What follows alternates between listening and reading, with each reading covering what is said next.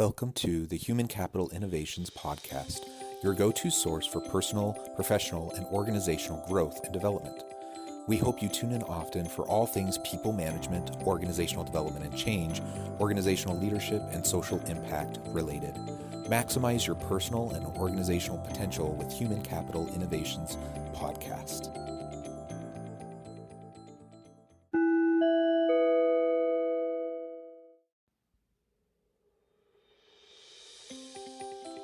Welcome to the Human Capital Innovations Podcast. In this HCI podcast episode, I share my recent appearance on the Safety Culture Solutions podcast, where I discuss physical and psychological safety in the workplace.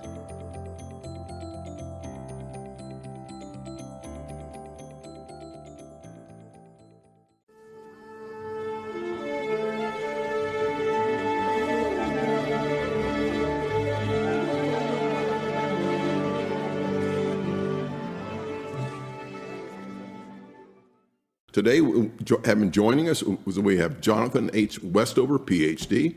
He is award-winning U.S.-based Amazon.com #1 best-selling author, ranked #1 HR Innovation and Future of Work Global Thought Leader Influencer from Thinkers 360, ranked in the top 30 in management and organizational culture from Global Gurus, entrepreneur, management, consultant, teacher, and research academic based in Orem, Utah. He serves on a host of nonprofit, community, and association boards and committees and has received numerous awards for his teaching, research, and service in the community. Dr. Westover is a professor and chair at organizational leadership in the Woodbury School of Business at Utah Valley University, academic director of the UVU Center for Social Impact and the UVV Sim Lab, and faculty fellow for ethics and business life in the Center for the Study of Ethics. Dr. Westover has been published widely in academic journals, books, and practitioner publications. He is a regular visiting faculty member at other international guidance, graduate, and business programs. Jonathan received his Bachelor of Science degree in sociology, research, and analysis with minors in management and Korean, of all things, and his Master's of Publication, both at Brigham Young University.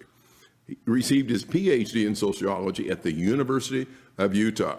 And Dr. Westover, thank you so much for taking time out of your day to join us. Welcome to the show, sir. Thank you. It's a pleasure to be here. I really appreciate the invitation. Absolutely. Is it okay can we go by with, how about John and Mike this morning? Does that work for you? That's perfect. Hey, Rick, can you give me just a little more volume on my end, please? And you and I have had the chance, we chatted a little bit before, the emails, et cetera. Thank you again for being on the show. And I got to ask, we had a lot of different guests. I got to check my notes. I think this is the first time I've had a guest that had a minor in Korean. How did that come about? So years ago, I lived for 2 years as a missionary for my church in South Korea. So I learned the Korean language at that time. And then I had the chance to go back and work for LG Electronics in their corporate organizational development office. So both as a service missionary for my church, as well as working, in a corporate environment, I had a chance to hone my Korean skills. And so when I was back at university, I decided I should minor in that and continue with my studies. Wow. Well, great for you. And you're highly regarded. You're well published. Great article in Human Capital magazine, the interview you had with Josh Burson about something like Amazon, I think it was Microsoft and the major players out there, because HR I got to be candid. I'm an old beat up white-haired safety culture guy, and I really like but as soon as I start talking about HR, I kind of almost view it like voodoo, because there's a lot of subtleties in it. And if you're not a true practitioner, that whole HR component can be a real challenge for the company not to even realize it. Is that correct? Oh, for sure. I think HR is super complex.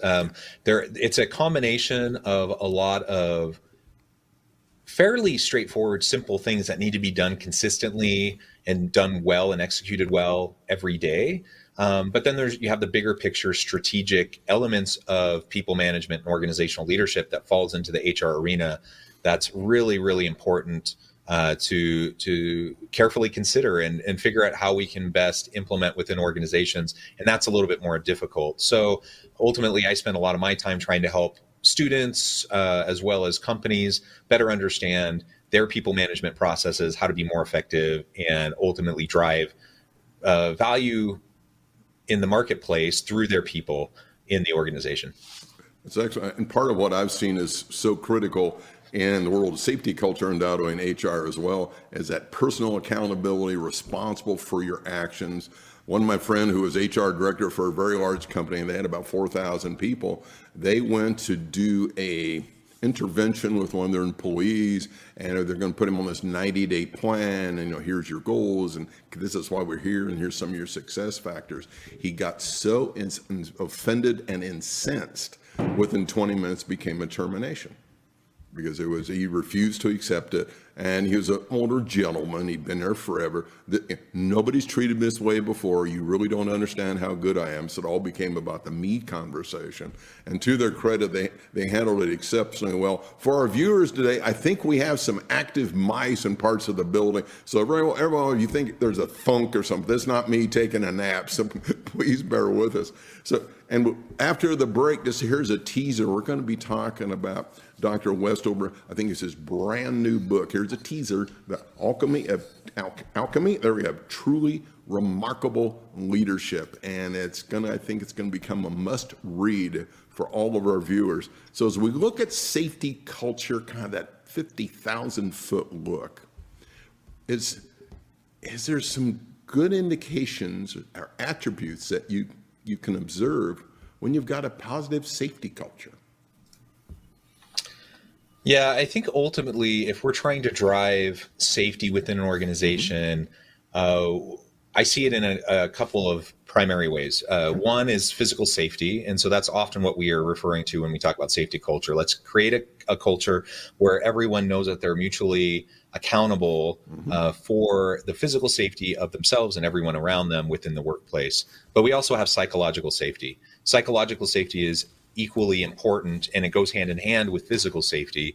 And the bottom line is, if people don't feel psychologically safe to be able to speak up, to speak out, to challenge authority, to be able to raise a voice of warning if they notice something that's gone wrong, then a lot of times the physical safety issues can be left undone, especially if it requires them to challenge their boss or challenge someone else within the organization in order to bring people into alignment with physical safety standards. If they don't feel empowered to speak up and to speak out through a psychologically safe workplace environment, then you're going to see shortcuts taken, you're going to see people cutting corners, and ultimately physical accidents will happen. So that psychological safety, that's that component. Do they really feel comfortable raising their hand? Can they voice a concern? Is that's what you're referring to, Doctor?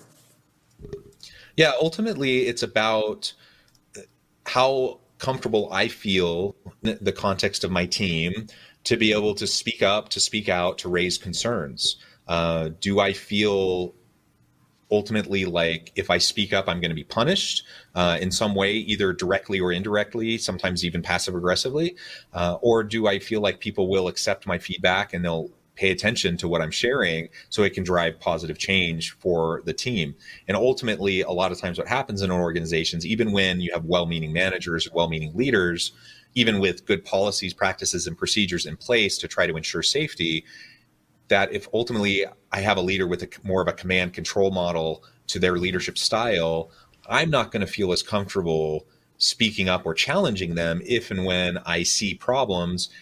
And that can then lead to looking the other way when I notice something that's problematic, and instead of addressing it head on and ultimately trying to make things better. And to me, that readily fits in, because one of the rants I'll get on occasion with some of my clients, it's a nice rant, is if I see the big giant posters, safety is job one, we have a zero accident philosophy, because in my experience, what I've seen, John, is that inadvertently can stifle communication as well. Yeah, I think saying the right things, having a good narrative around safety is important. So yes, having a poster up, fine. Having things on the website, fine. But it has to go beyond that, right? You have to be able to talk. You have to be able to walk the walk, not just talk the talk. And if I'm suggesting that safety is number one for us, but then I undermine that principle in my daily actions and behaviors and how I interact with my people, and ultimately, I punish people who perhaps go slower but are adhering to the safety guidelines, and I reward people who are cutting corners because they're faster, more efficient. Of course, people are going to go the direction of cutting corners, and ultimately it's going to undermine the safety of the team.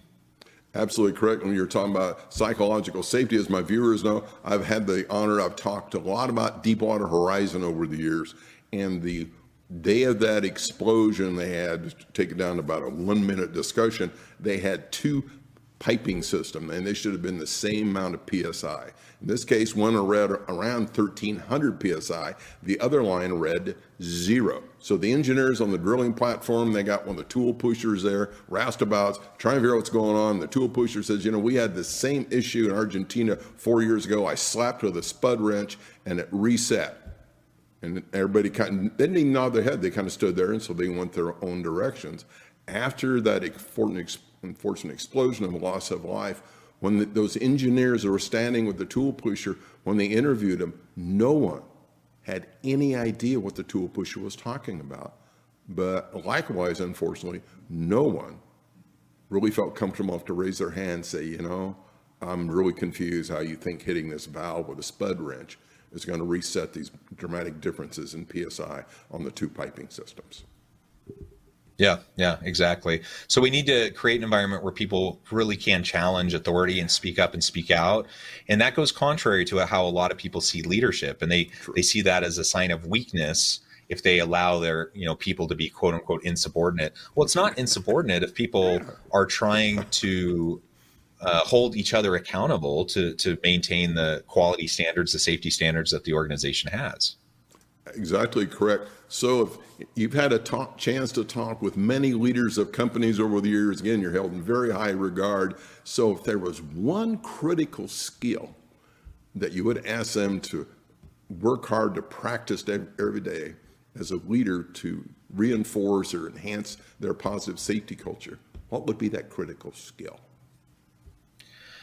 I think in addition to being willing to be humble enough to share power and control, what goes along hand in hand with that is that you have to develop the skill of active listening, that you actually have to truly be with the person that you're talking to, and you're actually listening to and paying attention closely to them and what they have to say, that they feel seen, they feel heard.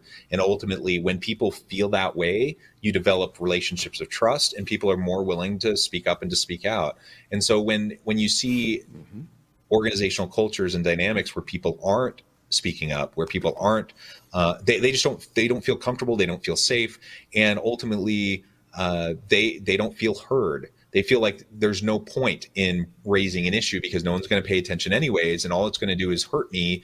I'm going to take some sort of political fallout from speaking up, and so then people just muzzle themselves. Yeah. And I've been with some organizations, and I'll observe some of this conversation, and from the body language and the facial expressions, the leader is already building his argument or his rebuttal in the middle of this person's conversation. And Jeff, my buddy Odie Etmanship, and he has a great line, listen to learn versus listen to argue, because unfortunately, I've seen so many of them that it becomes this counterpoint instantly. And you're right, sooner or later, the person that raised their hand and started that conversation, they may not do it as much because they feel that their viewpoint's being discounted, candidly. Yeah, exactly. And so that really creates a toxic environment when you're not really listening, and when you're just listening to be able to have a debate and a counter argument.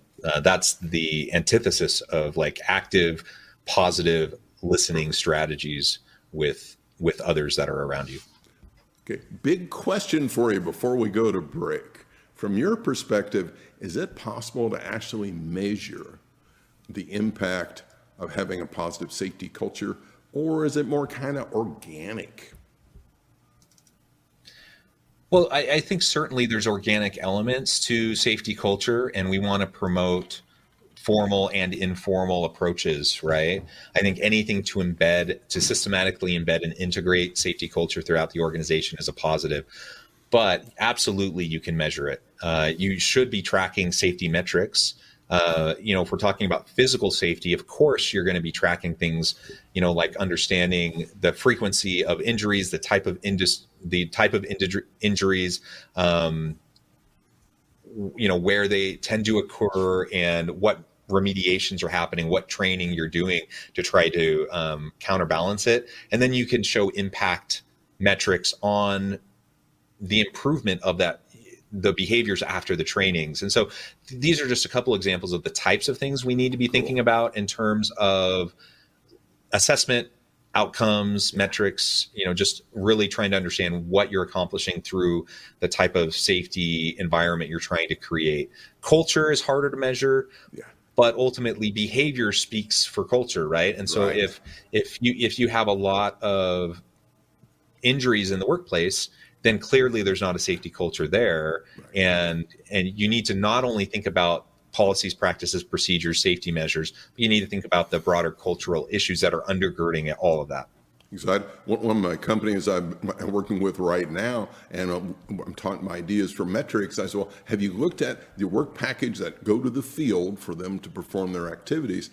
Have they been returned because they couldn't be implemented as written because steps were missing, et cetera? And then do you track how many times that's occurred, and do you have repeats? And they went, oh, and he said, well, we haven't heard too much from the people in the field. And I said, well, if they keep seeing some of the same problems come out in the same work packages, odds are they're going to raise their hand again.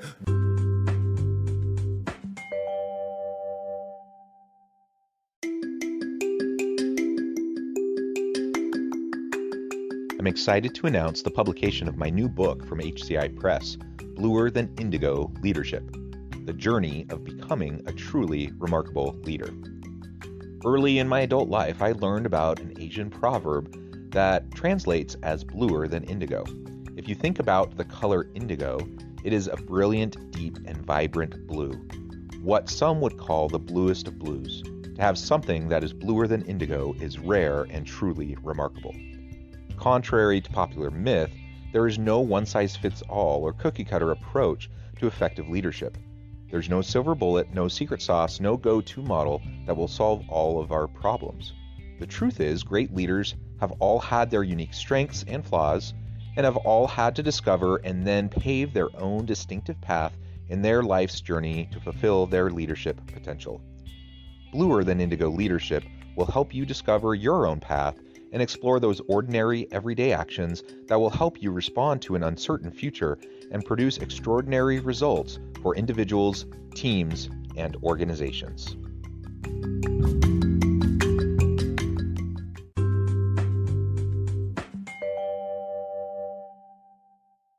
And we talk about the culture you want, and there's, anymore you can't swing a dead cat without finding another book about leaders, and especially some of the books, you buy this one, it's going to cure all your ills. It is the silver bullet. Read my book, and you will be the best leader in the Western Hemisphere. I don't know how accurate that is. Usually it kind of misses the target. Having said that, ladies and gentlemen, boys and girls, Rick, if you can pull up that slide, there is a phenomenal new book out there, The Alchemy of Truly Remarkable Leadership: Ordinary, Everyday Actions That Produce Extraordinary Results. I know I have your attention right now, and this is an Amazon #1 bestseller. No joke. Fantastic reviews. People are just gobbling this thing off the shelves electronically as quick as we can. So, Rick, let's bring John back up. And so we had to get a screenshot of the book for you, brother. But and I've had the opportunity you bet, thank you. And I've had the opportunity to read some of the snippets,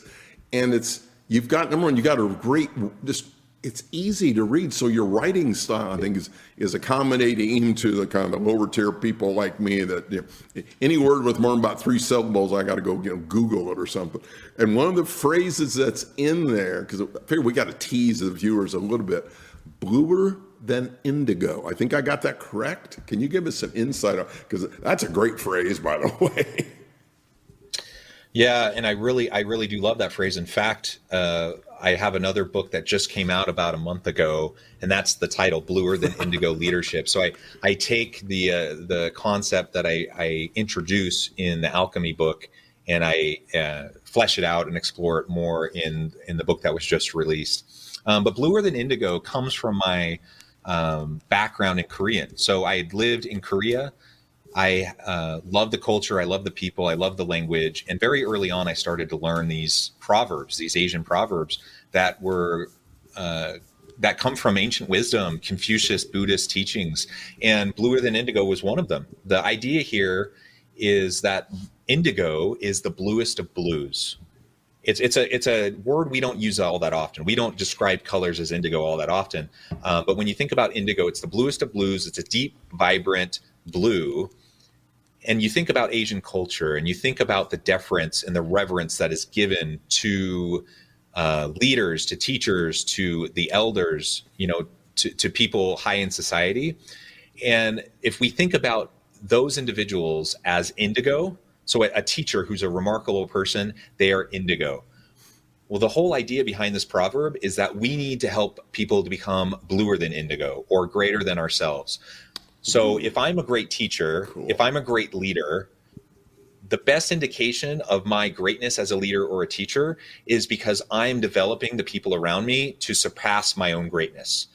It brings with it kind of this humility and this servant leadership mentality, that it's not all about me. In fact, I'm great not because of myself. I'm great because of the people around me. I'm great because I'm able to empower and lift up the people around me, and a rising tide lifts all ships, right? And so Yes. the best surefire way for me to find personal individual success as a leader is to drive collective success of the team, of the organization. Wow, that's intriguing. And there's unfortunately some leaders that would, I think you're almost speaking Greek to them, maybe Korean, is because there's a recent Gallup poll. I'm a big fan of Gallup. I like to read that and some of the business journals out there. And they said out of 10 manager types, about one or two of them just have that natural ability. They're gregarious, they're outgoing, and they truly are indigo, and they want to be bluer and indigo, and they don't even know it yet. Maybe one or two more, they could probably get there with a little bit of mentoring and instruction, et cetera, and some good classes. And the balance of the 10, they probably going to be a better fit somewhere else in the company versus trying to get all 10 to be the world's greatest leaders. Yeah, I think we all have leadership capacity. I'm a true believer that we're all leaders, whether we have a formal title or we have a position of responsibility in a hierarchy. Yes. So thinking about each and every one of us as a leader, I think we all have untapped potential as a leader.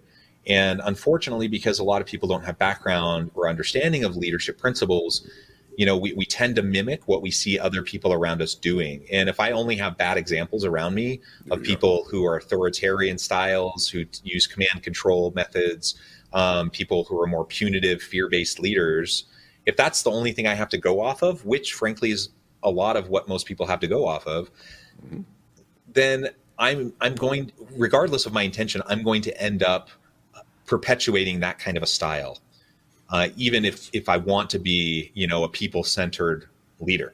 And so it's really important for us to just recognize where we're at, and then adopt a growth mindset to continually grow into and develop into the leadership capacities that we have. I think we all have them within us, but sometimes we have to unlearn some things that are going to be problematic and are going to hinder our development.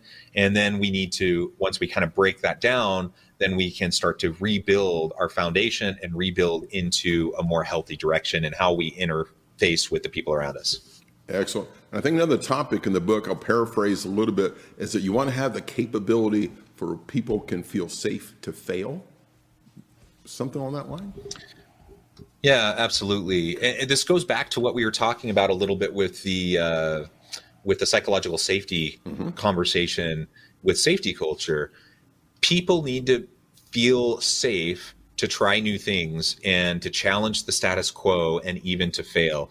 And I say failure in air quotes because ultimately it's not failure if we're learning from it. So I see something as a failure if I try something, it doesn't work. I learn from that. I realize it doesn't work, and then I just do it again, and it doesn't work, and I do it again, and it doesn't work. That's failure. Yes. But if I do something, it doesn't work, and then I learn from it. I pivot. I iterate. I pivot. I try something new. I'm learning. I'm growing. That's not a failure. It's just a learning. It's just an opportunity to grow. And ultimately, I think that's what it comes down to when we create a psychologically safe environment that's safe to fail. We're saying it's safe to innovate. It's safe to experiment. It's safe to go through trial and error. And that's how all learning occurs. Perfect. I think there's a great quote from Thomas Edison. I haven't failed. I just found 10,000 ways that don't work. So I believe it is how we view it. Candidly, John, that's what I see with some of the social media and even some of the news coverage. I just don't know how accommodating some society is. There was one just a few months ago, and this company came up with a way to be out in the ocean and gather up some of the plastics and be able to chew it up and turn it into new milk bottles. And so they went out with their big barge, and the first time they tried it, well, it didn't work as well as they wanted. And the reporters are, and he says, well, with this failure, do you think you'll ever try it again? And I'm going, oh my goodness. So that airs nationwide. And I think for some people, that might be a little daunting. That do they really want to be out there in front of that reporter explaining why they failed versus, it's just an ongoing learning process. Yeah, exactly.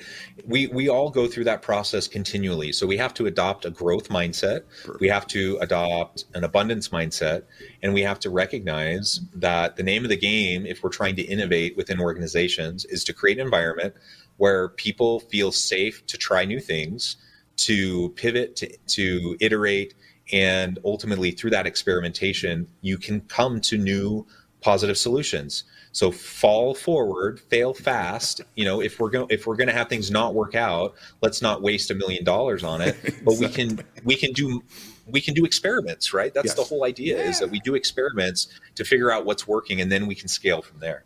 Absolutely. So obviously, I think you've had some people help you over the years to land where you're at. So reflecting back, who's maybe an individual or two that was really influential on your career and helped the trajectory to where you are now? Yeah, I mean, honestly, it's hard to pinpoint just one or two individuals because I see so many people in my life that have been influential. Cool. And I think the lesson there is that ultimately we have people all around us. A lot of the people I would say are my biggest mentors, they probably don't even know that I think of them that way. They're not people that I'm constantly reaching out to, but I'm quietly observing them. I'm watching them, and I'm learning from their successes, from their failures. I'm learning from how they deal with the challenges they face. And I try to model what I do after them. And sometimes I get the opportunity to share that with them and let them know, thank you so much for the impact that you've had on me. And other times I don't, because I don't actually have a personal relationship with them, but I still am able to learn and grow through their example. So I have so many people like that in my life. And then I have other people that are more approximate to me, sure, where I'm working, that I lean on a regular basis. But I think we need to look all around us and create our own kind of personal advisory board of people we know and trust that we can look to. Even if they don't know we're thinking of them that way, we can leverage their learnings and kind of build upon what they are doing successfully. And don't get me wrong, any chance we get, we should try to communicate back our thanks and our gratitude for the impact that people have in our life. Exactly. A great example for me, I had the pleasure of Roy Bridges being on the show many episodes, and he was a genuine shuttle pilot, an astronaut, and his down-to-earth approach, just how he viewed the work environment, how to treat people. I've still got notepads filled with some of his comments, and I don't refer to him daily, but I refer to him a lot. So And I've made sure to thank him. That's a great comment. So when you find the people that are helping you in your trajectory, let them know. Yeah. Well, we're getting towards the end of this, and I knew this was going to happen, having a great guest like yourself. I don't know where the 30 minutes went. I think somebody's cheating on our sundial. Okay, for all my viewers that are really technical, I know I'm in a production studio, so the sun cannot shine on my sundial. Work with me anyway. So you just finished speaking at a big conference. You've done many of those. People are thrilled with what they already want to sign you up for the next 3 years. Hats are going there. They're chanting your name as you go to leave the stage. What's 2 or 3 items you hope they write down to take back to their company and help them become the best leaders they can? Yeah, ultimately, each of us have to go through our own leadership development journey. It's one of the things I say in the introduction to my book. There's no one-size-fits-all approach. There's no silver bullet. There's no easy answer to trying to become a dynamic, impactful leader. We just have to learn and grow and develop ourselves over time. And it takes consistency. It takes a regular, consistent effort over a sustained period of time to see that kind of movement and development in ourselves and how we impact those around us. And so start that journey today. Practice self-reflection. Think about what you're doing. Practice metacognition and consider how you're learning and how you're growing. Set goals and learn and grow a little bit every day, and try to develop meaningful relationships with those around you every day. If you do that, you will grow into a great leader. Wow, there will be setbacks, there will be hiccups, there will be things that don't go well. Yep. None of us are perfect. All of us are learning as we go. All of us are building the plane while we're flying it.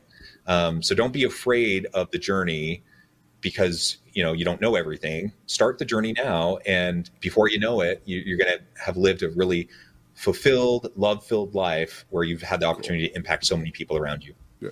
And to me, I don't know if there's a better legacy, because that phrase gets thrown out a lot, to be able to help others and system with the process they have. So, Doctor, before we say goodbye, how do people get a hold of you? Yeah, the easiest way to get a hold of me is on LinkedIn. If you just look up Jonathan H. Westover, I'll pop right on up. There's not a lot of Jonathan Westovers out there, so I'll pop up pretty quickly. I would love to connect with you on LinkedIn. Please feel free to check out my book on Amazon or other major outlets. And I also run my own podcast called the Human Capital Innovations Podcast, where I interview professionals, and I would invite anyone to tune into that and to give it a listen. Excellent. And just big giant thumbs up on his new book. Rick, can you pull that book up one more time? You got that cover handy before we say goodbye? There's that visual aid once again. And check this book out when in your travels, The Alchemy of Truly Remarkable Leadership, Ordinary Everyday Actions That Produce Extraordinary Results. John, I want to thank you again for being with us. And I know you got a really busy Friday. I appreciate you fitting us in there. You have a great weekend, and we'll be talking to you soon, sir. Thanks, you too. Thank you.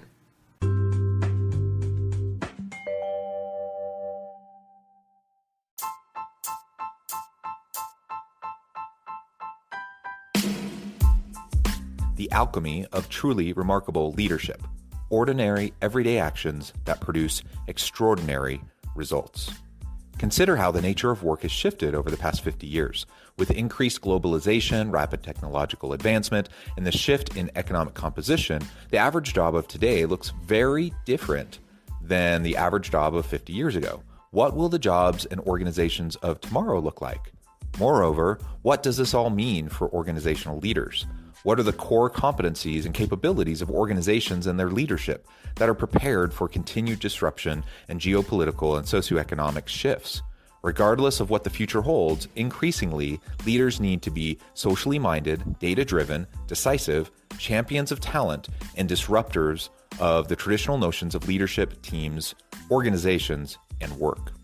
The Alchemy of Truly Remarkable Leadership will help you to explore your own leadership competencies and capabilities and consider ways to apply and implement them into your workplace and personal life.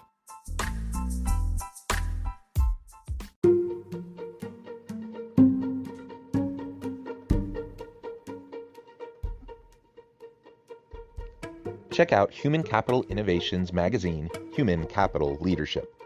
Human Capital Leadership is a free, interactive e-magazine with the mission to help individuals, leaders, and organizations find innovative approaches to maximize their human capital potential. We publish issues quarterly in August, November, February, and May. Take a look at the latest issue and let us know what you think.